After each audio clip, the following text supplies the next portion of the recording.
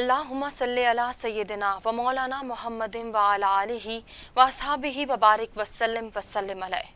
औज़ु बिल्लाहि मिनश शैतानिर रजीम, बिस्मिल्लाहिर रहमानिर रहीम। नाज़रीन, प्रोग्राम फ़ज़ीलत रमज़ान के साथ मैं हूँ हुमार सलान। खुशामदीद कहेंगे आपको अपने प्रोग्राम में, और आज के प्रोग्राम के हवाले से आपको बताएंगे कि आज का ये जो प्रोग्राम है इसके अंदर हम माह मुबारक माह रमज़ान के हवाले से बात करेंगे। गुफ्तगू की जाएगी माह मुबारक की तमाम रहमतों, फ़जीलतों, सादतों और बरकतों के हवाले से। इन रहमतों को, इन बरकतों को, इन सादतों को, इन फ़जीलतों को हम कैसे शुमार कर सकते हैं, इस पर भी इन डिटेल हम गुफ्तगू करेंगे। और साथ ही साथ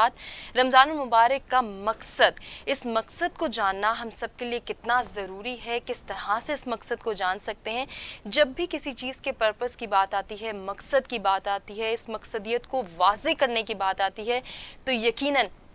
हमें अपनी तारीख़ के झरोकों में झांकना पड़ता है, अपनी तारीख़ से, अपनी जड़ों से देखना पड़ता है कि हम इस मकसद को, इस पर्पस को, इस वाक़ये को, इस तालीम को किस तरह से हासिल कर सकते हैं और अपनी नौजवान नस्ल तक इसको पहुंचा सकते हैं। आज का जो प्रोग्राम है इसमें हम अहाता करेंगे अशराए रहमत के हवाले से। रमज़ान मुबारक के जो तीनों अशरे हैं, तीनों अशरों की अपनी एक ख़ास अहमियत है। इनकी मकसदियत भी है, इनकी इनफरादियत भी है और इनकी ख़ासियत भी है। और इसी ख़ासियत की बना पर तमाम मुसलमान जो हैं इन अशरों में दुआएं करते हैं, मुख्तलिफ आमाल करते हैं, इनकी मखसूस दुआएं हैं। और जब दुआ की बात आती है तो यकीनन दुआ अल्लाह से मुलाकात का एक ज़रिया है, अल्लाह से मांगने का ज़रिया है। हम इस अशरे में, अशराए रहमत में अल्लाह से उसकी रहमत मांगते हैं, उसकी कुर्बत मांगते हैं। कुर्ब इलाही ही हमारा बेहतरीन मकसद है और इसको हम तज़किया नफ्स के ज़रिए हासिल कर सकते हैं। यही हमारा आज का टॉपिक भी है, प्रोग्राम भी है, जिसमें अशराए रहमत को इन डिटेल जानेंगे। और साथ ही जब हम अशराए रहमत को डिटेल में जानेंगे, इसके हवाले से बात करेंगे, तो इसकी खासियत और फजीलत पर भी रोशनी डाली जाएगी। एक हदीस के ज़रिए हम प्रोग्राम का जो है वो आगाज़ करेंगे। अल्लाह ताला फरमाते हैं कि ए इब्ने आदम, तुम मुझे जितना भी पुकारो और मुझसे जितनी भी उम्मीद करो, मैं बग़ैर किसी शक के तुम्हें माफ़ कर दूँगा। ए इब्ने आदम, तेरे गुनाह अगर बादलों तक हैं और तू मुझसे माफ़ी मांगे तो मैं बग़ैर किसी शक के तुझे माफ़ कर दूँगा। ए इब्ने आदम, अगर तेरे गुनाह इतने हैं कि वो ज़मीन भर दें और तू मुझसे माफ़ी का तलबगार हो और तू मेरे साथ किसी को शरीक ना ठहराए, तो मैं इतनी बख्शिश लेकर आऊँगा कि ज़मीन को भर दूँगा।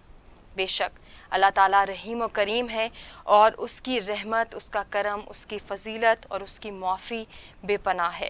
नाज़रीन कराम, आज के प्रोग्राम का बाकायदा आगाज़ करेंगे और आपसे मुलाकात करवाएंगे अपने मेहमानों की जो आज हमारे साथ स्टूडियोज़ में मौजूद हैं। तारुफ़ करेंगे और गुफ्तगू का आगाज़ करेंगे। सबसे पहले स्टूडियोज़ में हमें ज्वाइन करें अल्लामा अली अकबर काज़मी साहब। आप इस्लामिक स्कॉलर हैं, दीनी और मजहबी मामलात और तालीमात पर गहरी नज़र रखते हैं। खुशामदीद कहना चाहेंगे, बहुत शुक्रिया आपकी तशरीफ़ आने का। बहुत शुक्रिया, आपने ऐसा ज़ीन मौजू पे जो है गुफ्तगू का मौका दिया। जज़ाकल्लाह। आज के जो दूसरे मेहमान हैं अल्लामा सैयद नसीरुल इस्लाम साहब हमारे साथ मौजूद हैं। आप भी इस्लामिक स्कॉलर हैं और दीनी मामलात में गहरी दिलचस्पी रखते हैं। आगा साहब, आपको भी आज के प्रोग्राम में हम खुशामदीद कहेंगे और सबसे पहले आप दोनों को रमज़ान मुबारक की मुबारक पेश करना चाहते हैं। खैर मुबारक जनाब। गुफ्तगू का आगाज़ आगा साहब आपसे होगा। रमज़ान मुबारक का जिक्र है और ये अल्लाह की जानिब से अपने बंदों के लिए, अपने प्यारे मुसलमानों के लिए एक दावत है। मैं चाहूँगी कि हम जब आगाज़ में रमज़ान मुबारक के तारुफ़ की बात करते हैं तो ये दावत हम सब के लिए, जिसमें रहमतें भी हैं, बरकतें भी हैं, फ़जीलतें भी हैं, सादतें भी हैं। फरमाइएगा। औज़ु बिल्लाहि मिनश शैतानिर रजीम, बिस्मिल्लाहिर रहमानिर रहीम। क़ाल अल्लाहुल हकीम फ़ी किताबिहिल मतीन, बिस्मिल्लाहिर रहमानिर रहीम। या अय्युहल्लज़ीना आमनू कुतिबा अलैकुमुस्सियाम कमा कुतिबा अलल्लज़ीना मिन क़ब्लिकुम लअल्लकुम तत्तक़ून। सदक़ल्लाहुल अलियुल अज़ीम।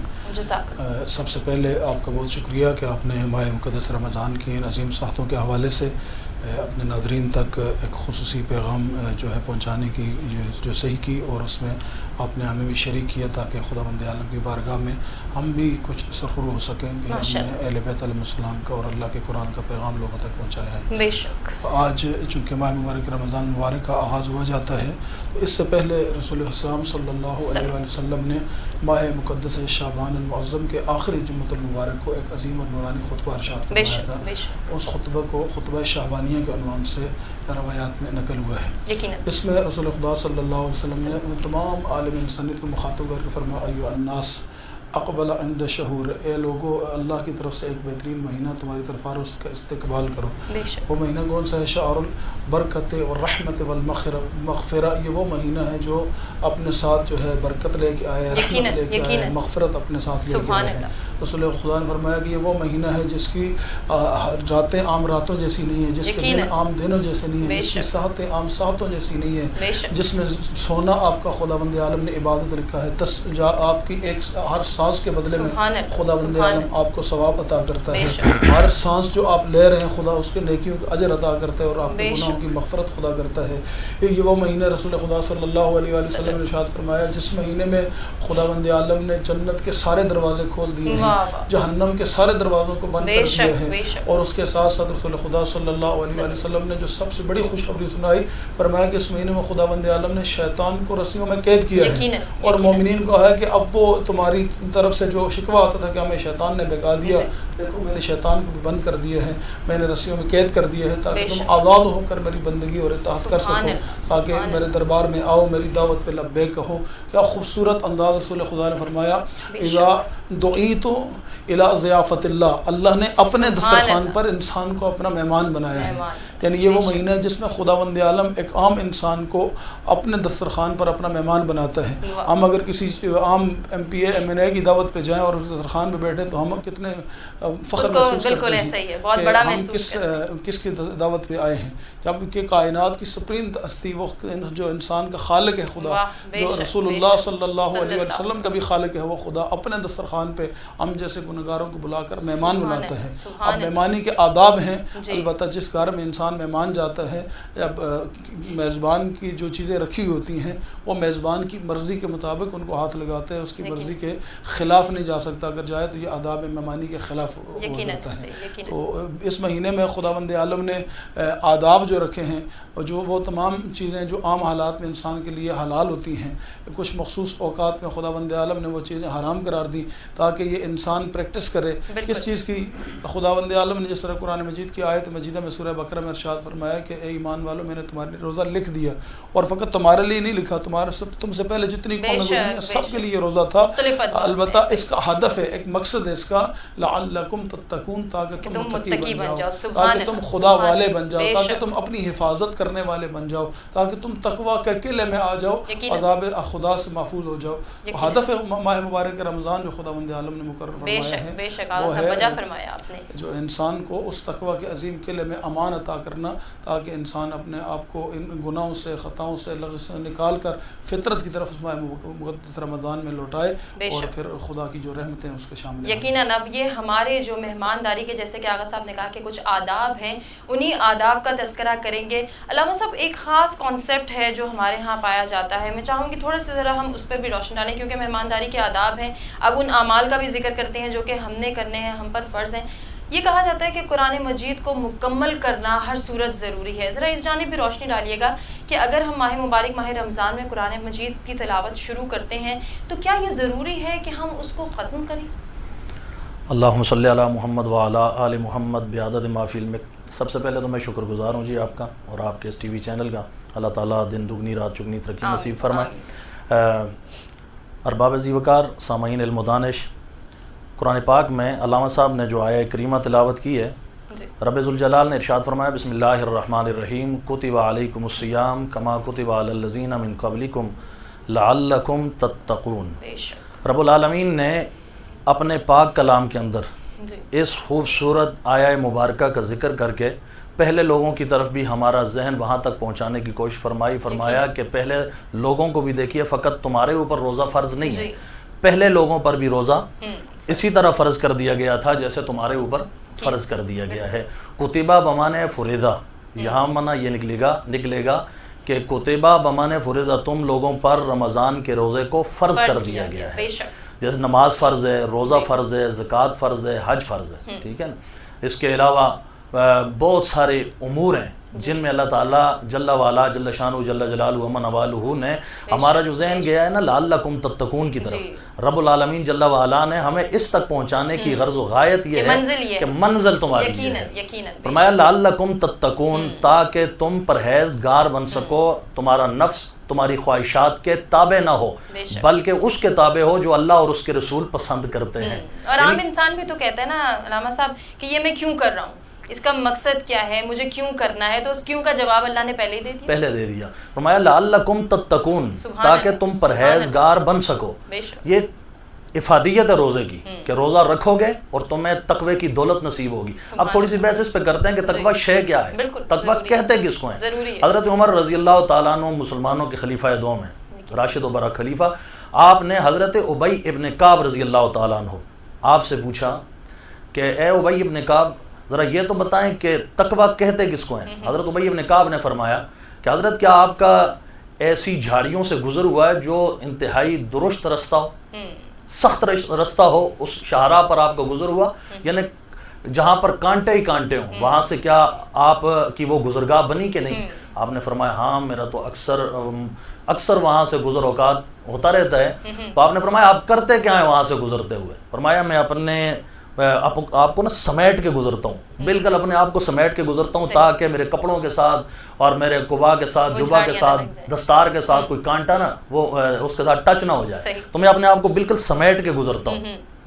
تو جب یہ سمیٹا جاتا ہے تو حضرت ابی بن کعب کے چہرے پہ مسکراہٹ طاری ہو جاتی ہے. آپ فرماتے ہیں عمر آپ مجھ سے پوچھ رہے تھے نا تقویٰ کس کو کہتے ہیں؟ فرمایا یہ تقویٰ دنیا کے اندر یہی تقویٰ ہے کہ دنیا جھاڑیوں کی طرح ہے, کانٹوں کی طرح ہے, اس سے اپنے آپ کو آگے کی طرف لے کے جانا اور سمیٹ کے اللہ اور اس کے رسول کے احکامات کے اندر رہتے ہوئے, اللہ اور اس کے رسول کے احکامات کے اندر رہتے ہوئے اپنے آپ کو اس منزل تک, اور منزل کیا ہے؟ لعلکم تتقون, اس تک پہنچانا, یہ روزے کی افادیت ہے. اور روزہ ہمیں یہ بتاتا ہے کہ اللہ اور اس کے رسول نے جو یہ احکامات دینیاں جو ہم پر فرائض کی صورت میں نازل کیے ہیں, اس کا خاص مقصد ہے یہ نہیں ہے کہ ویسے بندہ بھوکا رہے یا پیاسا رہے. اور حدیث پاک میں بھی ہے, نبی کریم رؤوف الرحیم حضرت محمد الرسول اللہ صلی اللہ تعالیٰ علیہ وآلہ وسلم نے ارشاد فرمایا, آقا علیہ السلام نے فرمایا بہت سارے روزہ دار ایسے ہیں جو صبح کو روزہ رکھتے ہیں اور سوائے بھوک کے انہیں کچھ نصیب نہیں ہوتا, بھوک اور پیاس کے علاوہ انہیں کچھ نہیں ملتا. تو مطلب کیا نکلا؟ مطلب یہ نکلا کہ صرف بھوکا اور پیاسا رہنا مقصد نہیں ہے. بھوکا اور پیاسا رہنا مقصد نہیں ہے. اس تقوی کی دولت تک ہمیں پہنچنا ہوگا, اس تقوی کی دولت پر جس کی افادیت ہمارے لیے بہت ضروری, ہمارے معاشرے کے لیے بہت ضروری ہے. اس تک پہنچنے کے لیے ہمیں اس گزرگاہ سے گزرنا پڑے گا جو دنیا کی جھاڑیوں میں ہم پھنسے ہوئے ہیں. اس رستے کا انتخاب کرنا ہوگا اور پھر دنیا سے اس حال میں نکلنا ہوگا. دنیا کو چھوڑنے کا قطعاً مطلب یہ نہیں ہوتا کہ ہم دنیا داری سے بالکل, حضور نے فرمایا نا صلی اللہ علیہ وسلم, فرمایا لا رہبانیت فی الاسلام, اسلام میں رہبانیت نہیں ہے کہ بندہ یہ کہ جی اب میں جنگل میں چلا جا رہا ہوں, اب میں جی رشتہ داریاں, برادریاں, ایثار, قربانیاں, یہ سب کچھ ختم کر کے نا بندہ اب جنگلوں کی طرف چلا جائے تو وہ ویسے بھی اس کا تو پھر تو کسی سے رابطہ ہی نہیں ہے. فرمایا دنیا کے اندر رہ کر, دنیا کے معاملات چلا کر, دنیا کے اندر رہ کر, دنیا کے اندر معاملات چلا کر پھر جو بندہ اللہ اور اس کے رسول کی تابعداری میں رہتا ہے تو یہ حقیقت میں تقوی کی دولت کو پا لیتا ہے. بے شک پا لیتا ہے. آغا صاحب اسی کو اگر ہم کنٹینیو کریں جن طرف اشارہ کیا علامہ صاحب نے, اب جب ہم روزے کی بات کرتے ہیں کہ روزہ کیا ہے, بے شک ہر چیز کی زکوٰۃ ہے اور روزہ جسم کی زکوٰۃ ہے, لیکن اس روزے کے اصل مقصد تک پہنچنے کے لیے کچھ پریکٹسز درکار ہیں. آج سائنس کی ہم بات کرتے ہیں, نوجوان نسل کو سائنس کی باتیں زیادہ سمجھ آتی ہیں, تو سائنس بھی یہ بات پروف کر چکی ہے کہ آپ کوئی عادت اپنانا چاہتے ہیں تو 30 دن لگاتار اس کی پریکٹس کریں. اب روزہ ہمیں کن پریکٹسز کو سکھا رہا ہے, یہ 30 دن کتنے اہم ہیں, کن پریکٹسز کو ہم نے ڈیولپ کرنا ہے تاکہ پھر پورا سال ان کو ہم کرتے چلے جائیں اور وہ ہماری فطرت, ہماری عادت میں شامل ہو جائیں. جی کتاب میں پہلے شاہ صاحب کی بات کو آگے بڑھاؤں گا. ضرور. امام جعفر صادق علیہ السلام سے پوچھا گیا کہ تقوی کیا ہے. امام نے فرمایا کہ تقوی کی 3 قسمیں ہیں. ایک تقوی عوام ہے, ایک تقوی خواص ہے, اور ایک تقوی خاص الخواص ہے. تو جب مولا سے پوچھا گیا کہ مولا یہ تقوی عوام کیا ہے, تو کہا عوام کا تقوی یہ ہے کہ وہ واجبات کی پابندی کریں اور محرمات سے اپنے آپ کو بچا لیں. وہ پوچھا مولا یہ تقوی خواص کیا ہے؟ تو کہا تقوی خواص یہ ہے کہ وہ مستحبات کی پابندی، واجبات کے ساتھ مستحبات کی پابندی کرتے ہیں اور جو ہے مکروہات سے اپنے آپ کو بچاتے ہیں، یہ خاص لوگوں کا تقوی ہے۔ فرمایا کہ یہ خاص تقوی خاص الخواص کیا ہے؟ تو وہاں پر فرمایا کہ جہاں حلال میں بھی احتیاط کی جائے اسے تقوی خاص الخواص کہا جاتا ہے۔ یہی تو انسان کی معراج ہے کہ وہ حلال اور حرام میں تمیز کرنا سیکھ لے۔ تو اب وہاں پر امام علیہ السلام نے 3 کیٹیگریاں بیان فرمائی۔ ایک ہے یعنی پہلی کیٹیگری آپ اور میں عوام ہم، ہم سے خداوند عالم نے زیادہ مطالبہ نہیں کیا، لا یکلف اللہ نفسا الا وسعها، خدا کسی بھی شخص پر اس کی طاقت سے زیادہ بوجھ نہیں ڈالتا۔ ہماری پہلی جو ہم سے مطالبہ کیا ہے ماہ مبارک رمضان میں وہ کم از کم یہ ہے کہ ہم اپنے آپ کو اس مہینے میں واجبات کا پابند بنا لیں اور محرمات سے اپنے آپ کو بچا لیں۔ یہ پہلی سیڑھی ہے انسان کی۔ جب اس سیڑھی سے انسان بلند ہوگا تو پھر اگلا مرحلہ ہے مستحبات کی بجا آوری اور مکروہات سے بچنا، اور پھر آخری مرحلہ ہے جو یہ صرف اور صرف خاصان خدا کا ہے یا انبیاء کا ہے یا اولیاء خدا کا یہ مرحلہ ہے کہ جہاں پر حلال میں مولا علی علیہ السلام ہو یا رسول اللہ کی ذات ہو، ساری کائنات کے لیے گندم حلال ہے، لیکن وہ رسول خدا اور مولا کائنات اپنی زندگی میں کبھی گندم کی روٹی کو استعمال نہیں کرتے، بلکہ جو کی سوکھی روٹی کو پانی میں گو کے استعمال کر کے دنیا کو بتاتے ہیں کہ جہاں حلال میں احتیاط کی جائے وہ اہل بیت رسول ہے، وہاں باقی کائنات میں کسی کے اندر یہ وہ ہمت نہیں ہے، کوئی کسی کے اندر یہ کمال نہیں ہے کہ وہ حلال میں اتنی احتیاط کر سکے۔ تو ہدف ماہ رمضان پہلی جو کہ سیڑھی ہمارے لیے وہ ہے کم از کم ہم واجبات کے اپنے آپ کو پابند بنا لیں اور محرمات سے بچا لیں۔ دوسرا سوال جو آپ نے کیا کہ ماہ مبارک رمضان میں جو پریکٹس ہم کر رہے ہیں اس پریکٹس کا فائدہ کیا ہوگا؟ جس طرح آپ نے سائنس کا حوالہ دیا، دیکھیں خداوند عالم نے ماہ مبارک رمضان کا اختتام کیا رکھا ہے؟ عید الفطر۔ عید الفطر یعنی فطرت سے ہے کہ خداوند عالم نے جب انسان کو پیدا کیا تھا کل مولود یولد علی فطرت الاسلام، ہر بچہ جب دنیا میں آتا ہے تو وہ فطرت اسلام پر پیدا ہوتا ہے، اور وہ یہودی کے گھر میں ہو، عیسائی کے گھر میں ہو، ہندو کے گھر میں ہو، پیدا وہ فطرت اسلام پہ ہوتا ہے۔ آگے اس کو ماحول کو یہودی بنا دیتا ہے، کوئی عیسائی بنا دیتا ہے، کوئی ہندو بنا دیتا ہے، اگر مسلمان گھر میں پیدا ہو تو مسلمان بنا دیتا ہے، ماحول کے اوپر ڈیپینڈ کرتا ہے کس ماحول میں پلا بڑا ہے۔ اب جو فطرت پہ وہ پیدا ہوا تھا اس فطرت کو ماحول نے بدل ڈالا۔ اب ماحول نے جب بدل ڈالا تو خداوند عالم نے اس انسان کو سال میں ایک موقع دیا،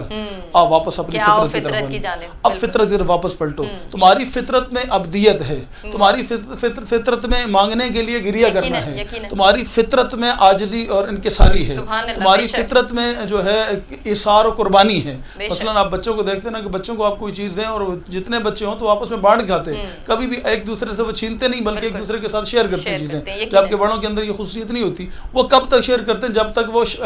اس شعور کی منزل تک نہیں پہنچے ہوتے جہاں عام انسان یا بڑے عام لوگ پہنچے ہوتے ہیں۔ تو وہ یعنی اب فطرت میں یہ ہے ہر چیز بانٹ کے کھانا۔ تو خداوند عالم نے جب فطرت کی طرف انسان کو پلٹانا چاہا تو پھر خداوند عالم نے اس انسان کے اوپر یہ احسان کیا کہ ماہ مبارک صیام کی اس کو یہ شہادتیں عطا کی تاکہ یہ انسان 30 دن مسلسل وہ جو کام جو ہے چھوڑ چکا ہے ان کی طرف واپس پلٹے اور فطرت کی طرف واپس پلٹائے اور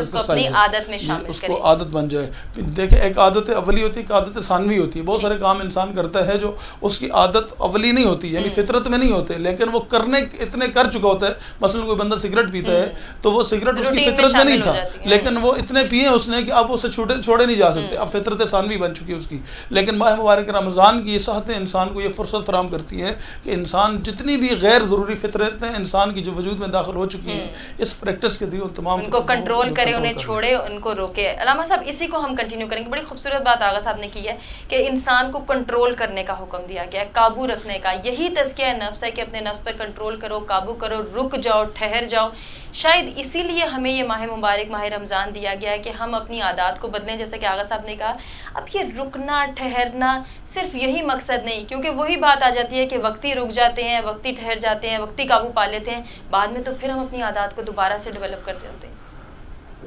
اصل میں بات یہ ہے کہ رسول معظم نبی کریم رؤوف الرحیم صلی اللہ تعالیٰ علیہ وآلہ وسلم کی سیرت طیبہ کو اگر دیکھا جائے تو رحمت عالم صلی اللہ علیہ وسلم نے ساری دنیا کے لیے حضور علیہ السلام کی ہستی رول ماڈل ہیں۔ کائنات کے رسول نبی محتشم صلی اللہ علیہ وآلہ وسلم اور آپ کے صحابہ، آپ کی اہل بیت پاک علیہم رضوان، آپ کی اگر سیرت طیبہ کو دیکھا جائے تو ہمیں بہت سارے پہلو ان کے نکھر کے سامنے آ جاتے ہیں۔ اب ہم نے دیکھا بہت سارے لوگوں سے بہت سارے ادوار کے اندر بہت ساری باتیں سرزد ہوئیں، ٹھیک ہے، تاریخ اسلام بھری پڑی ہے، لیکن مطلب کیا ہے کہ ان سے اپنے آپ کو بچانا ہے، اور فقط یہ رمضان کے 30 دنوں کے لیے نہیں، جیسا کہ آپ نے پہلے سوال میں مجھ سے یہ پوچھا تھا کیا رمضان کے دنوں کے اندر قرآن پاک پڑھا جائے گا باقی چھٹیاں ہماری، ایسا نہیں ہے، بلکہ قرآن پاک کو ہم نے نا، بڑی معذرت سے ایک جملہ عرض کرنے لگا ہوں، وہ یہ کہ ہم نے قرآن پاک کو فقط اس لیے رکھا ہے کہ دلہن کے ساتھ اس کے اوپر نا اچھا سا غلاف لپیٹ کر آگے آگے رخصت کر دیا جائے، یا اونچی جگہ پہ رکھا جائے جہاں سے ہمارے بچے جو ہیں نا روزانہ آئیں اور جائیں، یا دیوار کے اندر سجا دیا گیا، اور فقط قرآن کا یہ مطلب نہیں ہے کہ اس کو اندر رکھا جائے، یہ ہماری دستور حق ہے، یہ دستور کائنات ہے، اور اس کو حاصل کرنے کے لیے ہمیں محنت کی ضرورت ہے۔ یہ صرف رمضان کے لیے نہیں ہے کہ ہم نے نماز رمضان کے اندر پڑھنی ہے، روزہ رمضان کے اندر رکھنا ہے، یہ ویسے بھی تزکیہ نفس کے لیے انتہائی ضروری ہے، ویسے بھی کبھی کبھار بندے کو روزہ رکھ لینا چاہیے، اور جو عبادت کا مطلب ہے وہ مقصد ہمیں حاصل کرنا چاہیے، آغا صاحب نے اشارہ کیا نا کہ پھر وہ ہمیں رجب سے ہی پریکٹس تو شروع ہو گئی، رجب پھر شعبان اور اس کے بعد پھر رمضان کی تیاری۔ اسی طرح رسول اللہ صلی اللہ علیہ وسلم نے رجب شریف کے بھی روزے رکھے، شعبان المعظم میں بھی حضور علیہ السلام نے روزے رکھے، سیدہ کائنات ام المومنین جناب سیدہ طیبہ طاہرہ حضرت عائشہ صدیقہ سلام اللہ علیہ، آپ فرماتی ہیں کہ نبی کریم رؤوف الرحیم صلی اللہ علیہ وسلم ویسے بھی سخی تھے، حضور کی صحابت کے کیا کہنے، آقا علیہ السلام کی صحابت کے کیا کہنے، پر سیدہ پاک فرماتی ہیں حضور علیہ السلام رمضان شریف کے لیے اپنی کمر کس لیا کرتے تھے، اور یہ صرف اسی پر نہیں ہے کہ صرف صحابت کے لیے، بلکہ عبادت الہیہ میں مگن رہنے والی وہ ہستی جن کے بارے میں کائنات کے رب نے ارشاد فرمایا، بسم اللہ الرحمن الرحیم،